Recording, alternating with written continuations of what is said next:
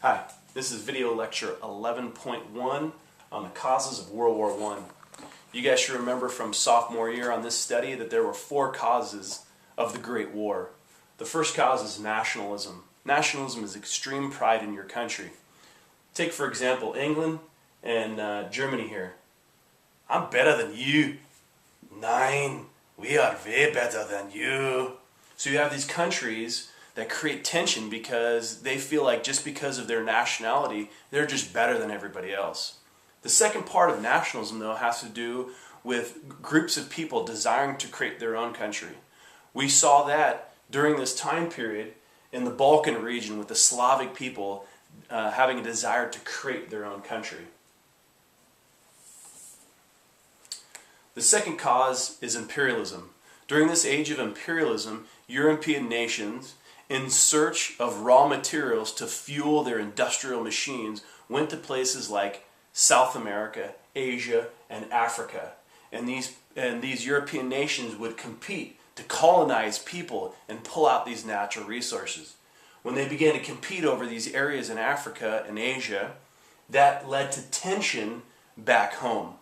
That tension between these countries is what we refer to as that second cause of imperialism. Our third cause is militarism. Needing to protect their natural resources and defend their colonies, these European nations began in what we refer to as an arms race. They had these huge buildup of their military. So you have, let's say, Great Britain here, and they have 10 ships, and Germany only has 5. They get in a war, Germany's probably going to lose. So Germany says, well, we can't let that happen. So they build 10 more ships. Now Germany's got 15, Britain's only got 10.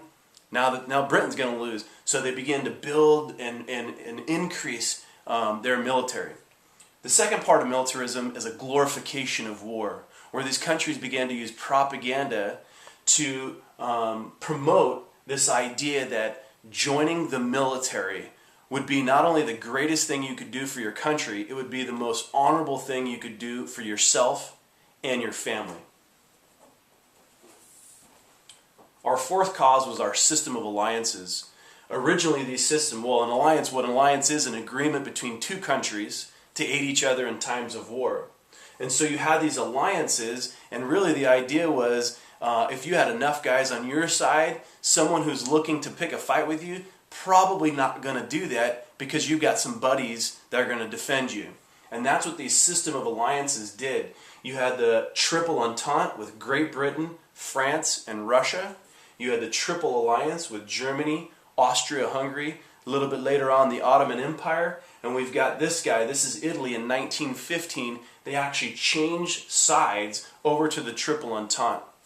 And these system of alliances, as I said, was supposed to prevent war, but what it did is it created tension.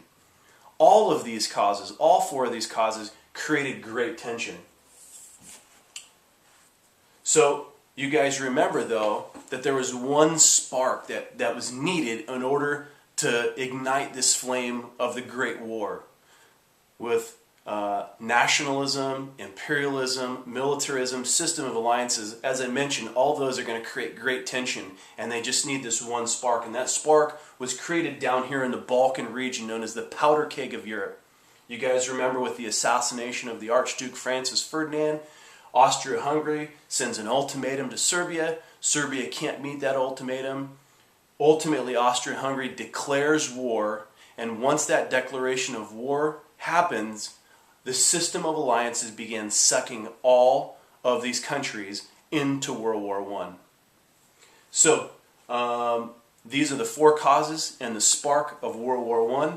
Tomorrow in class, we're going to get into how the United States actually got involved in the war. Thanks.